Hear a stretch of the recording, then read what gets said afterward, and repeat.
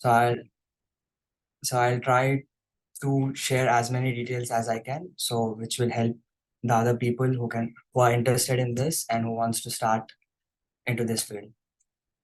So probably like in data analytics, when you want to start, I would it is a plus point if you have a computer science background, because you guys will be familiar with the programming languages and the concepts of it.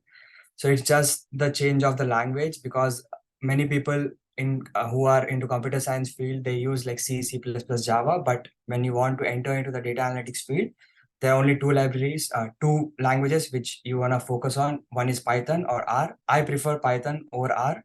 Like people do use R, but there are more like inbuilt libraries in the Python, which makes it much more easier to work on.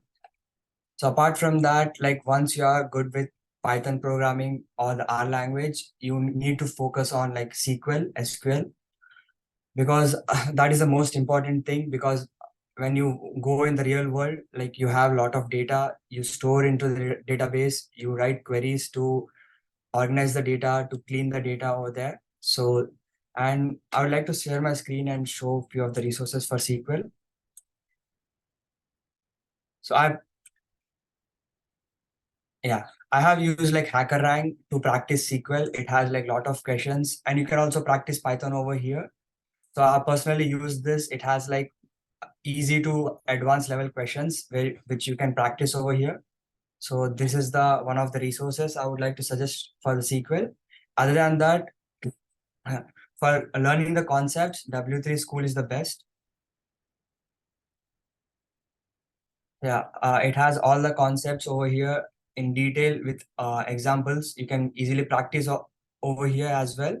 So that would be for the SQL part. Other than that, if you want to become a data analyst, the next things you want to focus is like learning how to clean the data using the Python libraries. And other than that, you need to know how to build dashboards. For that, you can either use Tableau or Power BI. So I am into like Microsoft Azure field, so I prefer Power BI over Tableau. So like it's easy for me to integrate the data into the Power BI. So for that reason, I use that. Apart from that, you will also need to have knowledge of machine learning basics, because data analyst is the base role, I can say. Because moreover, you when you get experience, you move to like data engineer, data scientist roles.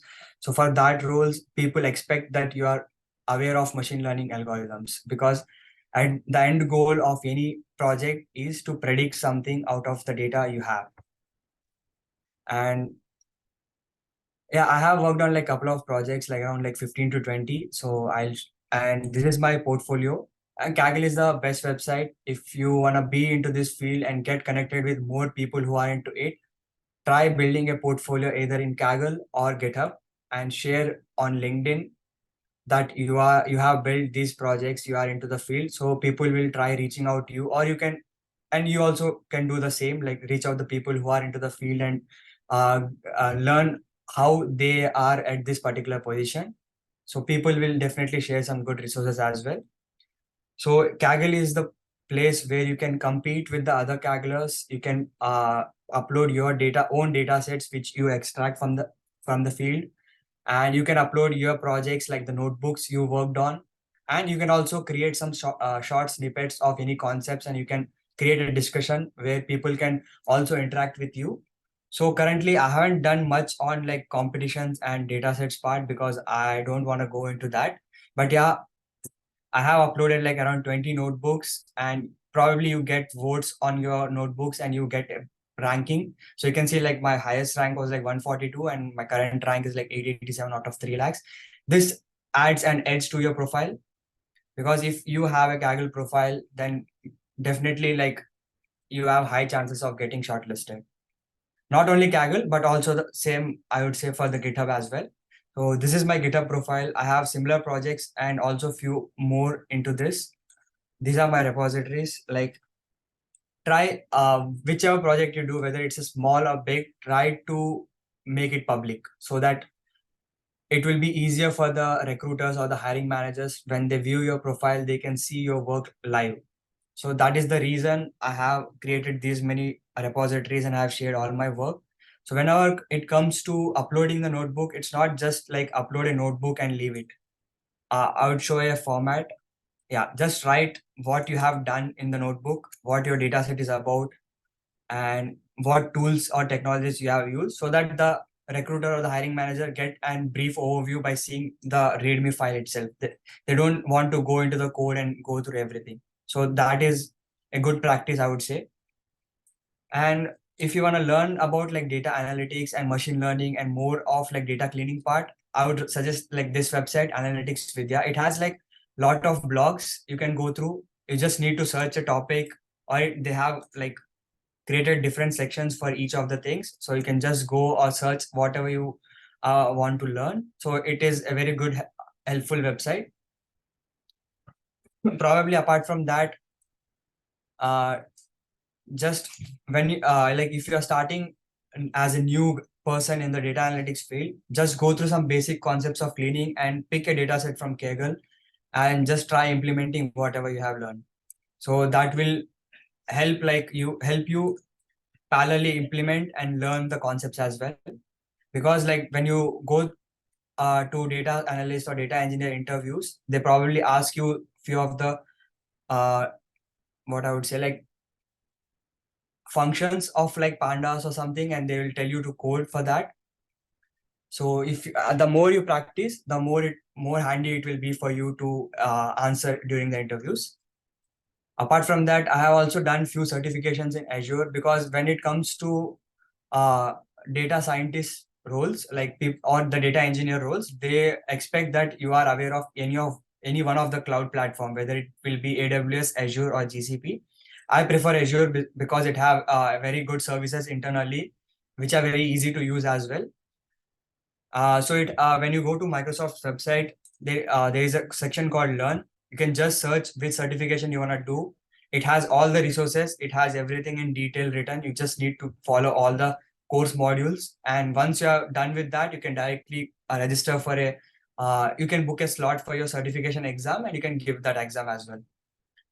So yeah, this would be like from my end. Is there anything like that you guys specifically want to know about, so that I can talk about it, like if I have anything on it? Yeah, could you walk us through one of your projects? Yeah, I can do that.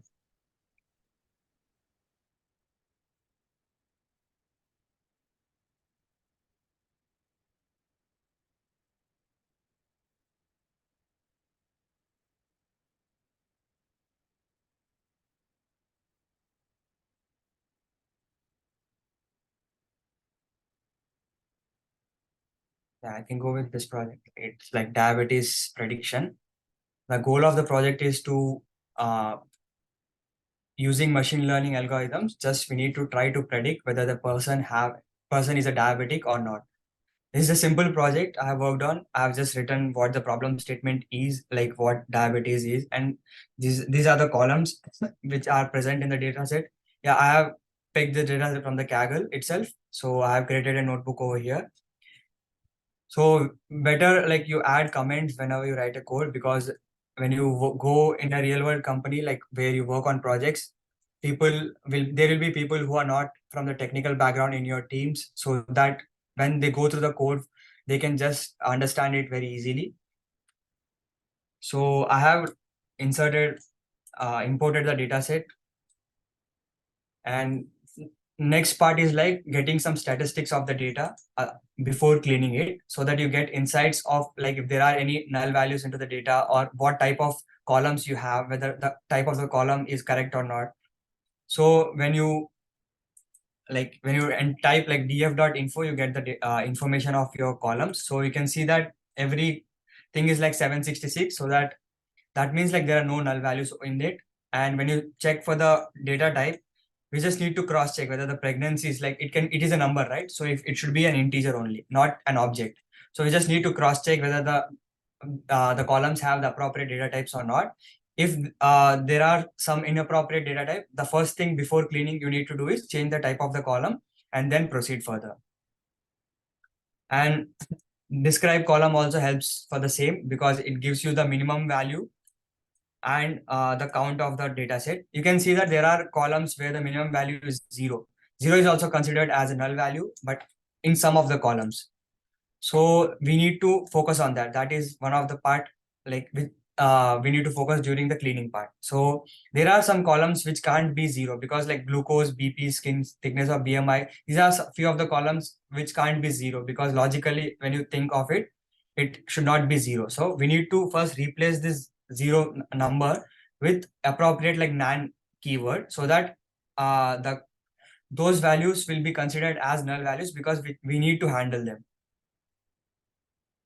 So I have done that, like just replaced 0 with the nan for all these columns. And now when we check for the null values, we can see that there are null values in these particular columns. But now we need to handle it. There are different ways to handle the data set, like the missing values. Like there are three most often used, like mean, median, and mode imputation.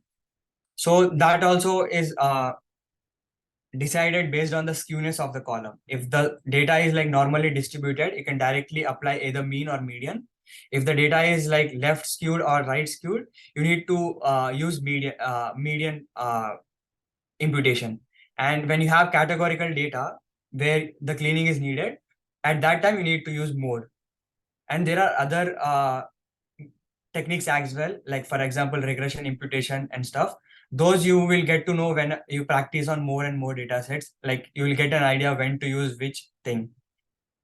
So once you have like replaced all the columns, like the mean or median or the mean, so you're now you can see that there's no null values. So the missing values are handled. Next thing is like we visualize each and every column because we get to know more about the data, like how the data is. Like basically we get to know the skewness of the data through visualizations only. Like we plot a histogram. From there we get an idea of the skewness of the data. And you can see like we here the target column is outcome, whether like 1 means like the person is diabetic, 0 means the person is not diabetic, or vice versa. Like we can decide, or it might be like given. So yeah, 0 denotes like patient is not having diabetes, and 1 denotes patient is having diabetes. So that is our target column, which we need to predict using the machine learning models. So we can see that like when we plot a bar graph of that one particular column, outcome column, we can see that the count of diabetic people is like 268, whereas healthy people is 500. The difference between is like completely double. So our data is not balanced. So whenever you come across like this situation, we first thing before splitting the data or training any model, you need to balance the data set. Because when you train a model with this data set, it always will predict that the particular person is healthy because it has trained more on the healthy data set rather than the diabetic. So first, there are different techniques to balance out this. One will be like undersampling or oversampling techniques, or there are some advanced techniques as well. We can one is like smooth.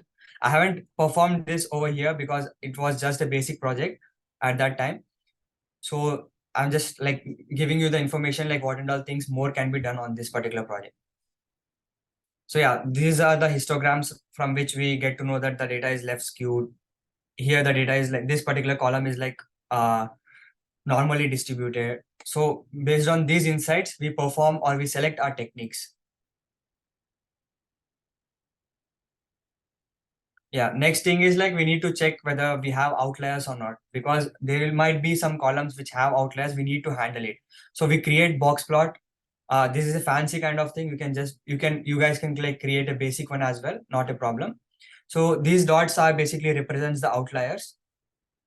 And the before same again, I just represented that there are outliers, but I haven't handled. But I would like to say that to handle the outliers, there are techniques called interquartile range or quantile transformer. There is a library, you can use that as well.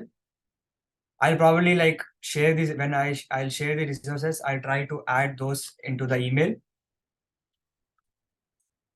And the next part comes here is like feature selection or feature extraction, because there will be multiple features in the data sets and few of them will not be required for us, because when training a model, we need only those which will add more value to the model for learning. So this is a correlation matrix which you create to understand the relationship between two columns. When there is a relationship like which are there will be a threshold value which can be set by ourselves. I probably prefer setting a threshold like 0.7 out of 1. So whichever values, suppose insulin and glucose is having a correlation of 0.57. For example, my threshold is like 0.5 for now. We can say like it like these two are very closely related to each other. So we can eliminate one of the columns among them because it's adding the same value, whether it be insulin or glucose. So correlation matrix helps us like identify which columns we need to move forward with. For feature selection, there is also an inbuilt process for a model called random forest. When you train that model, it also gives you the list of features which are more important based on the ranking of it, and you can use the top 5 or top 6 features based on the threshold value you have, and you can proceed with model building, which will give you better accuracy compared to when you are using all of the features. So once all this cleaning part is done, it and the last part is like modeling. So there are multiple models you can use. Like I preferably start with like random forest. So before training a model, you need to split the data into train and test data, because there will be a data which will you will be using for training the model, and for you to test that particular model, you need some of the data like which is not seen by the model. So that is the main reason we split it. So once it's done, there is another thing we call like feature scaling.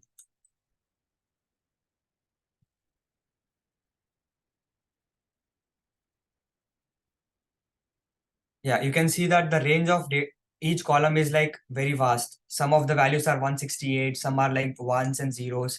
So when before sending this particular data to the model, we make sure that the whole data range is into same range, like all the values are in the same range. So for that, we use like standard scaler is a library, which I used over here.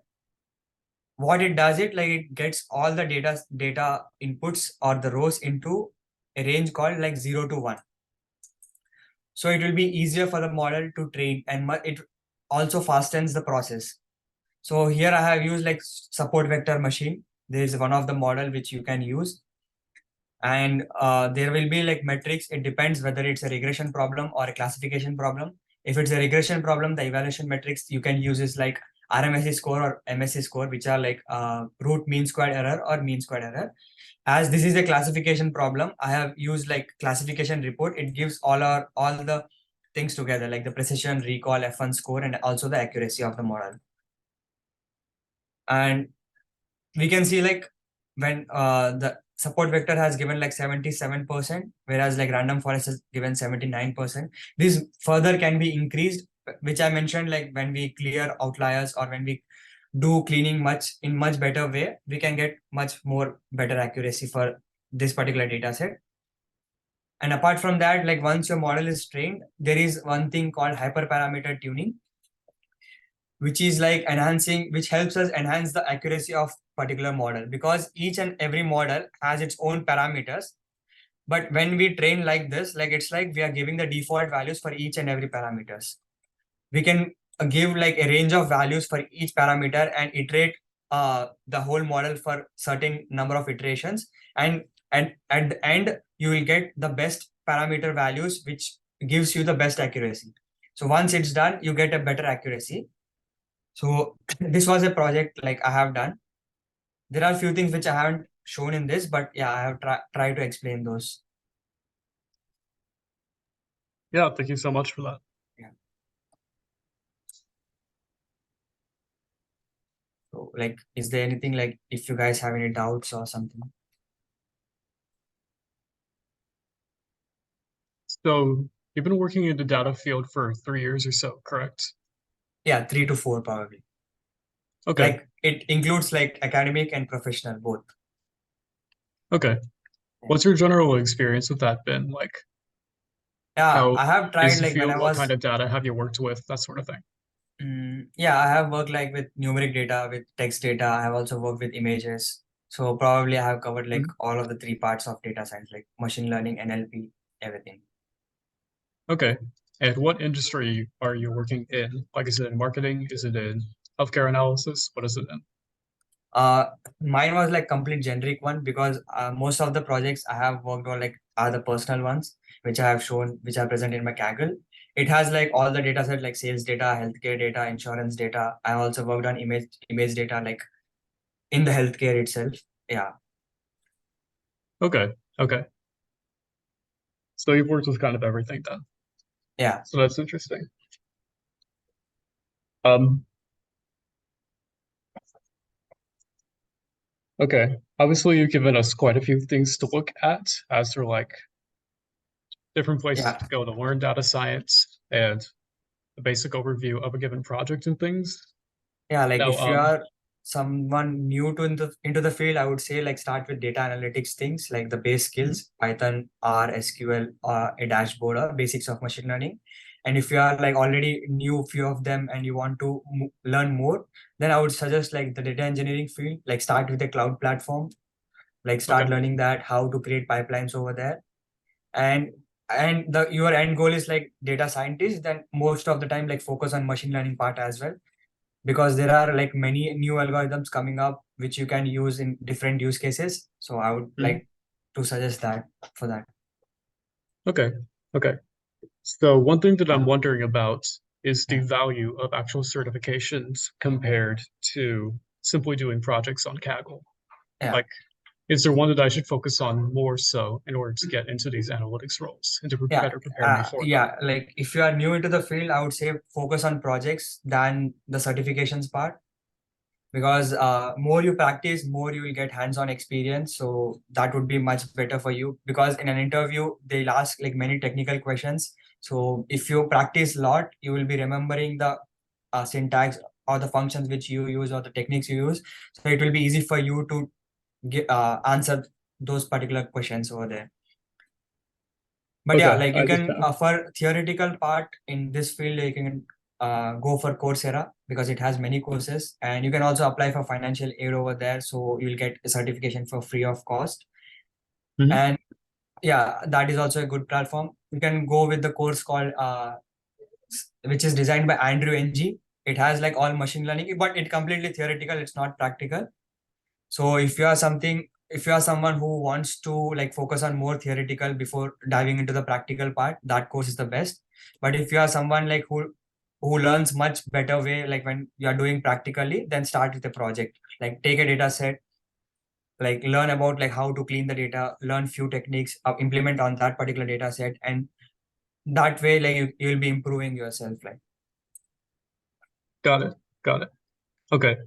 One area that I am particularly interested in yeah, is healthcare data analysis.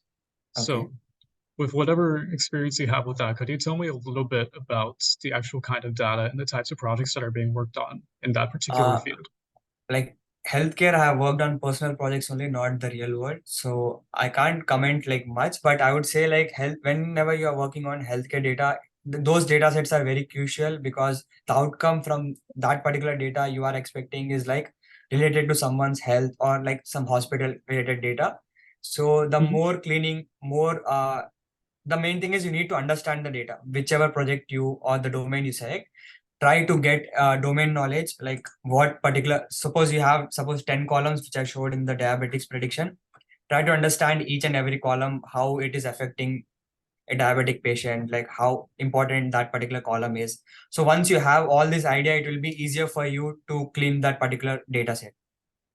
Okay, that makes So sense. if you are interested into healthcare, there are many data sets on Kaggle, like, which is like healthcare, like diabetes, heart stroke prediction, or breast cancer prediction. There are many things, and there are like image related data sets as well.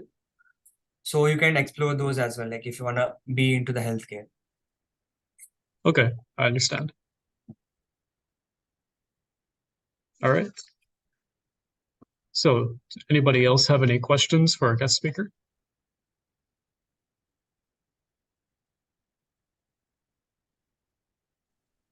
I have one question.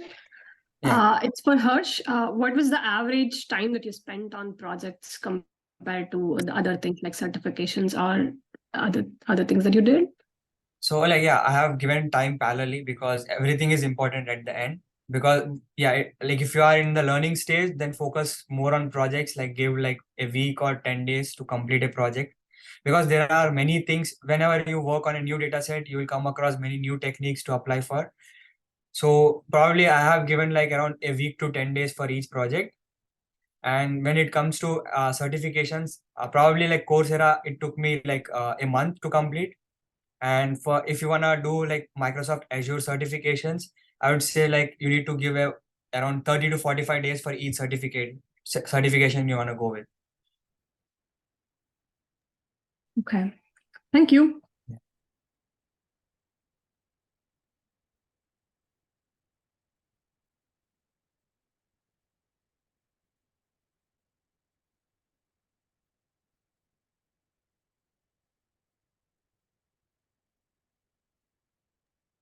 Okay, so I know that some of the people that are in here are undergraduate students. A lot of us Okay. are graduate students, so we know a little bit more about these things, but for a true beginner that doesn't have any knowledge of these things, what do you think would be the best place for them to start?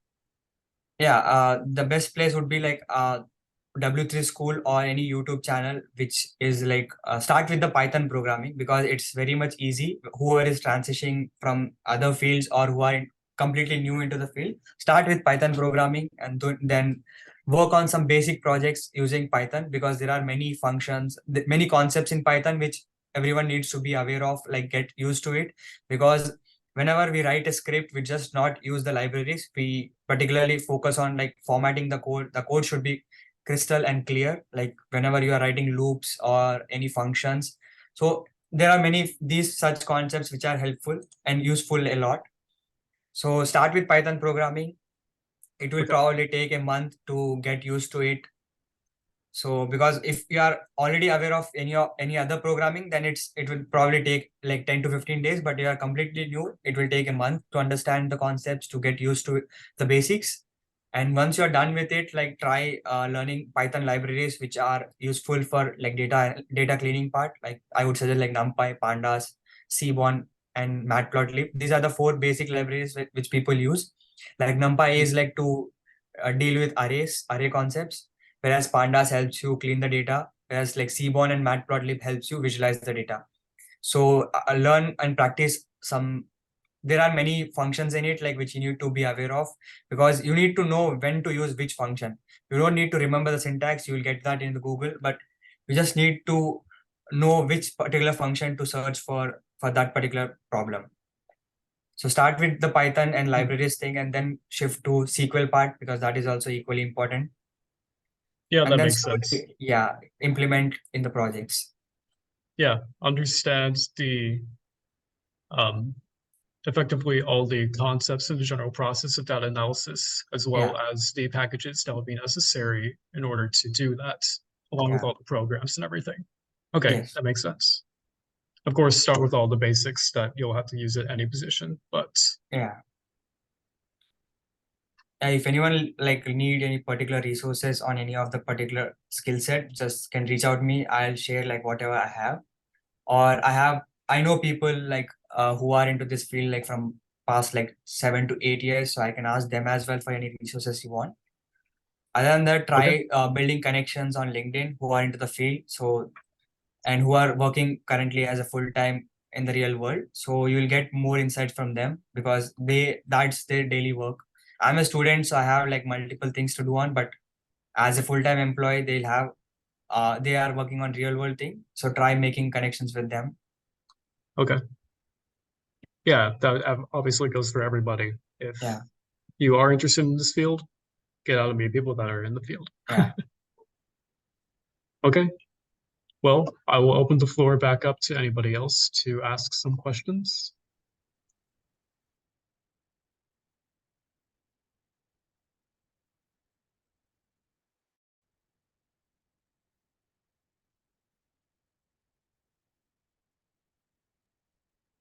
All right. If nobody has any more questions, it is just past 2:30, so we're just about at the right time for this thing to be concluding. Yeah.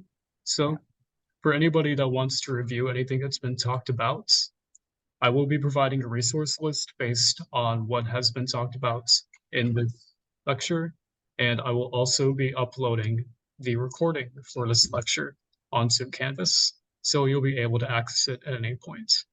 Because I know we went a little fast. We had a lot of things to cover. So all that will be available for you to review as you see fit. All right. Well, thank you so much for your time, Harsh. That was really insightful for everything. Yeah. Thank you, everyone. Yeah. Thank you.